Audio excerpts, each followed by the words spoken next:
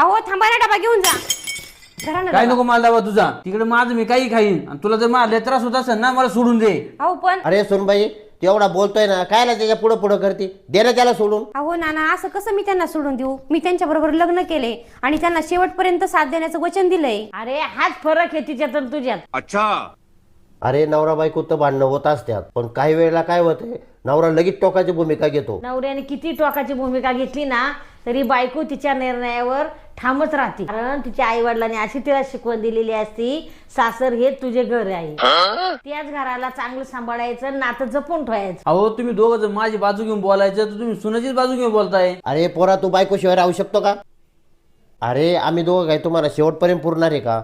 बायको तुला साथ देणार आहे. अरे प्रत्येक माणसाला बाईची साथ हवी असते, लग्नाच्या आधी आईच्या रूपात आणि लग्नानंतर बायकोच्या रूपात. अहो तसं नाही हो, त्यांना थोडंसं टेन्शन आहे ना, थोडं रागात आहे म्हणून असे बोलले असतील. अरे बायकोची